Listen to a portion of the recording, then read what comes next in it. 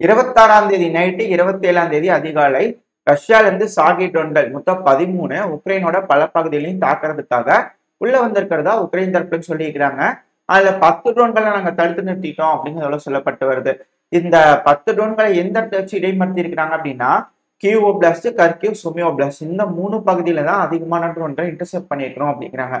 அப்போ ரஷ்யா இந்த இடத்துல மிகப்பெரிய தாக்குதல் பண்றதுக்காக திட்டமிட்டுக்கிட்டு இருக்காங்க அப்படிங்கிறது மேலும் மேலும் உறுதியாகுது. இது கூடவே ரஷ்யா இந்த கர்கிவ் பகுதியில அதிகமான தாக்குதல் பண்றாங்க. அதுவும் ஏர் ரெய்டு பண்ண ஆரம்பிச்சிருக்காங்க. அதாவது இந்த ஃபேப் வகை குண்டுகள் ஏர் லான்ச் பண்றாங்க இல்லையா, இதுக்கு முன்னாடியில இந்த வகையான குண்டுகள் வந்து ஃப்ரண்ட் லைன்ல தான் பயன்படுத்திட்டு இருந்தாங்க. இப்போ சிட்டியை தாக்குறதுக்காக பயன்படுத்திட்டு இருக்காங்க அப்படிங்கிறது போல குற்றச்சாட்டுகள் உக்ரைன் தரப்புல இருந்து வந்திருக்கு. வீடியோ லோடா இருக்கும், அதை பார்த்தீங்கன்னாலே உங்களுக்கு தெரியும். பயங்கரமான தாக்குதல் ரஷ்யா தரப்புல இருந்து நடத்திக்கிறாங்க. ஏன் இது போல நடத்துறாங்க? மக்கள் வாழும் பகுதியில இது போல நடத்த மாட்டாங்களா அப்படின்ற போல ஒரு கேள்வி வரும்.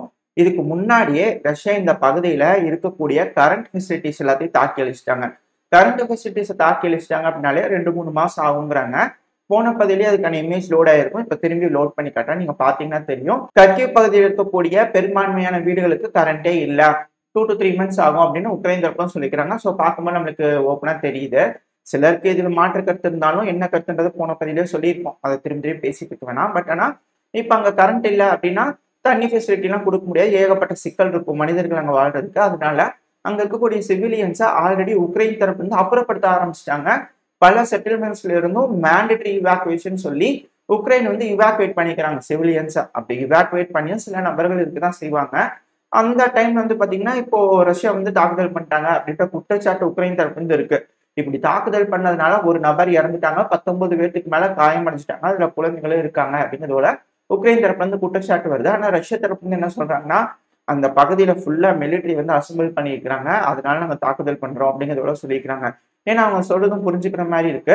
இதே பகுதி இந்த கர்கிவுக்கும் ரஷ்யாவுக்கும் பக்கத்துல இருக்கக்கூடிய பார்டர் பகுதியில தான் தொடர்ந்து இந்த பெல்கிராட் பகுதியில ராக்கெட் மிசைல் எவரதா இருக்கட்டும் ஏகப்பட்ட விஷயங்கள் செய்யறாங்க. அதுக்கு பதிலடி கொடுக்கும் விதமா ரஷ்யாவும் தாக்குதல் பண்றதா ரஷ்ய தரப்புல இருந்து ஒரு நியாயம் வைக்கிறாங்க. சரி, ஓகே, இப்ப அந்த இடத்துல தாக்குதல் நடந்துருச்சு. ரஷ்யா ஃபேப் வகை குண்டுகளை போட ஆரம்பிச்சிட்டாங்க. அப்போ ஏர் சுப்பீரியாரிட்டி ரஷ்யா கிடைக்க ஆரம்பிச்சிருச்சு.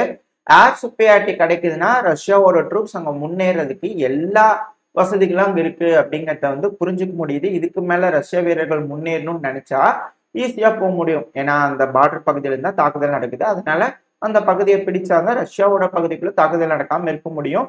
இது ஒரு டிராப் மாதிரி தானே இருக்கு, அதனாலதான் உள்ள வர வைக்கிறாங்களா அப்படின்ற கேள்வி வருது. ஏன்னா இந்த கர்கிவ் சிட்டிங்கிறது நம்ம முன்னாடியே சொல்லியிருக்கோம் ஒரு பதிவுல, பெல்கிராட் மாதிரி தான். பெல்கிராடுக்குள்ள உக்ரைனியன்ஸ் போய் பிடிக்கணும் அப்படின்னா 2 லட்சம் வீரர்கள் வேணும். அதுல குறைஞ்சது 10,000-20,000 பேராது இறந்துருவாங்க. அதாவது கேஷுவாலிட்டிஸ், இறக்குறதுனே இறக்குறது இல்ல, கை கால் அடிப்படுறது, இது போல ஏகப்பட்ட விஷயங்கள் எல்லாமே சேர்ந்து கேஷுவாலிட்டிஸ் வரும். ஒரு 20,000 பேருக்கு வந்து கேஷுவாலிட்டிஸ் வரும், குறைஞ்சபட்சம் நடக்கும். ஸோ அதே போலதான் இங்க ரஷ்யன்ஸ்க்கும். இந்த கர்கிவ்ங்கிறது ஒரு மிகப்பெரிய சிட்டி. இந்த பகுதிக்குள்ள ஒரு 2 லட்சம் வீரர் கூட இல்லாம முன்னேறி வந்து பிடிக்க முடியாது. அப்படி உள்ள வராங்க அப்படின்னா கண்டிப்பா ஒரு 20,000-30,000 பேத்துக்கிட்டையாவது காயம் ஏற்படும். அதாவது கேஷுவாலிட்டிஸ்னு வச்சுக்கோங்களேன். பிரிசனர் ஆஃப் வாரா பிடிக்கலாம், அடிபட்டுக்கலாம், சிலர் இறந்துருக்கலாம், ஏகப்பட்ட விஷயங்கள் அதில் அடக்கம். ஸோ 20,000-லிருந்து 30,000 பேர்த்தை இழந்து இந்த பகுதியை பிடிக்கிறதுனால ரஷ்யாவுக்கு என்ன பெனிஃபிட் அப்படின்ற ஒரு கேள்வி வருது. ஆனாலும் இந்த ஆப்ரேஷன் செய்வாங்க போலதான் தெரியுதுன்னு இது போல தாக்குதலை வச்சு பல அனலிஸ்டும் உறுதிப்பட சொல்றாங்க. அந்த ஒரு காரணத்தினால இப்ப இந்த பகுதியில ரஷ்யா முன்னேறாங்க அப்படின்னா ஒண்ணு கர்கிவ் இல்ல சுமி ஏதோ ஒரு பகுதிக்குள்ள முன்னேறுவாங்க. அப்படி முன்னேறாங்க அப்படின்னா இந்த சுமி ரீஜன்லயும் கர்கிவ் ரீஜன்லயும் இந்த ட்ரென்சஸ் கட்ட ஆரம்பிக்கணுமா இல்லையா, அது கட்டி ரெடி ஆயிடுச்சு அப்படிங்கிறது போல பல வீடியோ பதிவுகள் டிசைனா போட்டோஸ்லாம் எடுத்து விட்டுட்டு இருக்காங்க. இப்போ உக்ரைனோட அதிபரான ஜெலன்ஸ்கி அவர்கள் நேர்லயே போய் பார்வையிட்டு இருக்கிறாரு. அதுக்கான வீடியோ பதிவுலாம் வந்திருக்கு. இந்த அளவுக்கு க்ளோஸா இருக்கிற பகுதியில இந்த மாதிரி மாறி தாக்குதல் நடத்திட்டு இருக்கிற பகுதியிலயாப்பா நீங்க டேரக்டா போய் விசிட் பண்றீங்க அப்படிங்கிறது போல கேள்வி இருக்கு. பட் இருந்தாலும் போய் விசிட் பண்ணிக்கிறாரு. அதுக்கான வீடியோ ஃபுட்டேஜஸ்லாம் வந்திருக்கு. அங்க ட்ரெண்ட்ஸ் எல்லாம் நல்லா இருக்கு அப்படிங்கிறது போல இவரும் பார்த்துட்டு எல்லாம் வாழ்த்து தெரிவிச்சுட்டு வந்திருக்கிறாரு. இப்போ ரஷ்யா ஒரு வேளை உள்ள வராங்கன்னு வச்சுக்கோங்களேன், எந்த பகுதி வழியா உள்ள வரலாம் அப்படின்ற ஒரு கேள்வி வருது இல்லையா. ரஷ்யாவோட கிரேபரான் பொசின்கா இந்த பகுதியில தான் உக்ரைன் குறி வச்சு அடிச்சுக்கிட்டு இருக்காங்க. நாங்க free legion of Russia, Serbian brigade, இது போல விஷயங்கள்லாம் சொல்லிட்டு உக்ரைனா ரஷ்யாவோ யாரோ ஒருத்தங்க அவங்க நாங்க ரஷ்யாவை மீட் எடுக்கணும்னு சொல்லி போய் அடிச்சுட்டு இருக்காங்க இல்லையா. ஸோ இந்த பகுதியில தான் அடிச்சுட்டு இருக்காங்க. ரஷ்யா முன்னேறணும்னு நினைச்சா இந்த பகுதி வழியா தான் உள்ள வருவாங்க அப்படிங்கிறத சொல்லப்பட்டு வருது. அப்படி உள்ள வந்தாதான் கர்கிவ் தனியாவும் சுமி தனியாவும் பிரிக்க முடியும். அது மட்டும் இல்லாம சப்ளை லைன்ஸ் தேவை. ரஷ்யாவும் சப்ளை லைன்ஸை பார்க்கணும், உக்ரைனும் சப்ளை லைன்ஸ் பார்க்கணும். இப்ப ரஷ்யா அவங்களோட சப்ளை லைன்ஸை ஸ்ட்ராங் பண்றது மட்டும் இல்லாம உக்ரைனோட சப்ளை லைன்ஸை வீக் பண்ணும். அப்படின்னா மிக முக்கியமா இந்த கர்கிவையும் சுமியையும் வந்து கட் பண்ணும் ஃபர்ஸ்ட். அப்பதான் ஏதோ ஒரு சிட்டியை பிடிக்க முடியும். எல்லா போக்குவரத்து வசதியும் ஈஸியா இருந்தது அப்படின்னா வேலைக்கே ஆகாது. ஸோ அதனால இந்த இடத்துல வந்து பாத்தீங்கன்னா மிக பெருமளவுல ஒரு அஃபென்ஸ் எடுக்கிறாங்க அப்படின்னா சப்ளை லைன்ஸை ஸ்ட்ராங்கா வச்சுக்கணும். அதனால இந்த கேவ்ரான் வழியா தான் முன்னேறி வருவாங்க. கேவ்ரான் கொசின்கா வழியா தான் முன்னேறி வருவாங்க அப்படிங்கிறத சொல்லப்பட்டு வருது. ஸோ அந்த பகுதி தான் டிஃபென்ஸ் லைன்ல பயங்கரமான கொஞ்சம் ஃபார்மேஷன்ல இருக்கு அப்படிங்கிறத சொல்றாங்க. அடுத்தது இத்தனை நாளா உக்ரைன் கிட்ட ஆர்டிலரி ஷெல்கள் கம்மியா இருக்குன்னு சொல்லிட்டு இருந்தாங்க இல்லையா, அது எல்லாமே மிச்சம் முடிச்சு வச்சுக்கிறாங்க உக்ரைனியன்ஸ். அதாவது ரஷ்யா வந்து 10,000 ஆர்டிலரி ஷெல்கள் பயன்படுத்துறாங்கன்னா அவங்க முன்னேறாங்க, அதனால பயன்படுத்துறாங்க. இப்ப ரஷ்யா வந்து முன்னேறும் போது இந்த பகுதி வந்து விட்டு கொடுக்கக்கூடாது, மிக பெரும் அளவுல சேதத்தை ரஷ்யாக்கு ஏற்படுத்தணும் அப்படின்னா அதிகமான ஆர்டிலரிகள் வேணும். அந்த ஒரு காரணத்தினாலதான் இப்ப போலாண்டும் பாருங்க, அதிகமான ஆர்டிலரிகள் செய்யறதுக்கு நாங்க அதிகமா கான்ட்ரிபியூட் பண்றோம் அப்படின்னு செக் சொல்லியிருக்காங்க. சோ அதிகமான கண்ட்ரிஸ் வந்து திரும்ப ஆர்டிலரிக்காக செக் கிட்ட வந்து பணம் கொடுத்துட்டு இருக்காங்க. செக்கா நீட்டா செக் வந்து என்ன பண்றாங்க, ஆர்டிலரி அதிகமா ப்ரொடியூஸ் பண்ணி கொடுக்க போறோம் அப்படிங்கிறத சொல்றாங்க இல்லையா.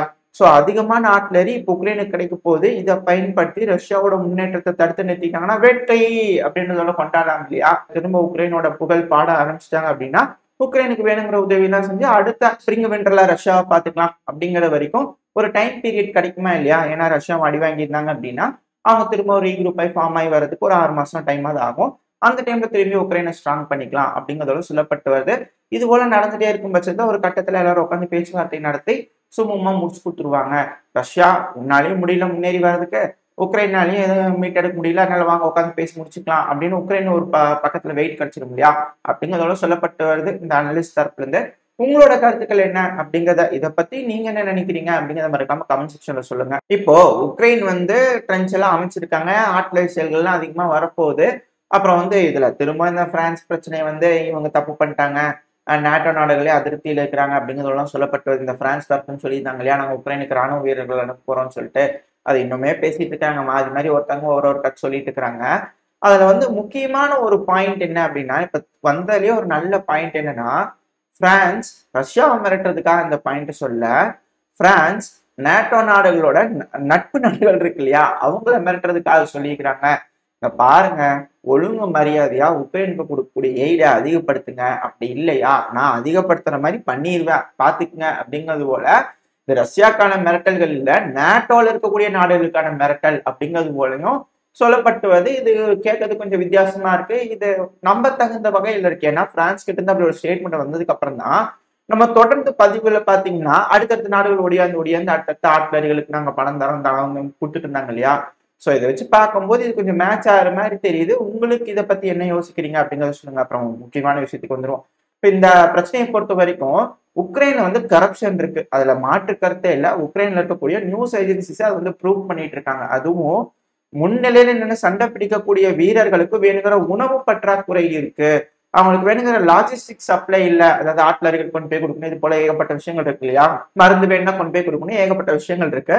லாஜிஸ்டிக்ஸ்ன்றது மிக முக்கியமான விஷயம். அது உக்ரைன்ல கரப்டா இருக்கனாலதான் உக்ரைனோட வீரர்கள் தோக்குறாங்க. இதுல மாற்று கருத்தையில இது உண்மையான விஷயம். இது உக்ரைன் தரப்புன்னு சொல்லக்கூடிய ஒரு விஷயம். அதனால உக்ரைன்ல வந்து என்ன செஞ்சிருக்காங்க அப்படின்னா, இந்த லாஜிஸ்டிக்ஸுக்குன்னே தனியா ஒரு டிபார்ட்மெண்ட் அமைச்சு அதுக்கு மேல அவங்க பாத்துக்குவாங்க அப்படிங்கிறதோட சொல்லப்பட்டு வருது. இது எப்படிங்க, நேட்டோல இருந்து உள்ள வந்து கமிஷன் அமைச்சு எல்லாம் ரெடி பண்ணியிருந்தாங்க இல்லையா, அதான் இந்த G7 நாடுகள் அப்புறம் இந்த யூரோப்பியன் யூனியன்ல இருந்து கமிஷன்லாம் வந்து மானிட்டர் பண்றதா சொன்னாங்க இல்லையா. எப்படிங்க அவங்க வந்து இதுக்கு மேல எல்லாம் பண்ணிடுவாங்களா, மானிட்டர் பண்ணி மெயின்டைன் பண்ணி ஊழல் இல்லாம உள்ள இருக்கக்கூடிய வீரர்கள். ஏன்னா உள்ள இருக்கிறது இதுக்கு மேல ராணுவ வீரர்கள் நேட்டோ வீரர்கள்ன்றாங்க. சோ அப்படி இருக்கும்போது ஏன்னா அது மேலும் ப்ரூவ் ஆகும் விதமா போலாண்டோட ஒரு பிரிகேடியர் ஜெனரல் இறந்துட்டாரு. அவர் இதுக்கு முன்னாடி 10th RSR பிரிகேடுக்கு கீழே ஒரு 6வது RSR பிரிகேட்ல இருந்துட்டாரு அப்படிங்கிறதெல்லாம் சொல்லப்பட்டு வருது.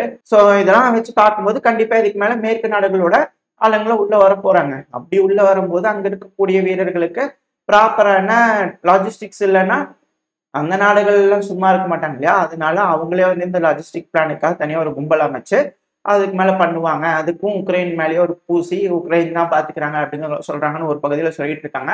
பட் இந்த செய்தி உண்மையான செய்தி. உக்ரைன்ல புதுசா ஒரு லாஜிஸ்டிக்காக ஒரு டீம் அமைச்சிருக்காங்க. சரி, லாஜிஸ்டிக் இருக்குது, ஆயுதம் இருக்குது, எல்லா வகையான விஷயங்கள் இருக்கு.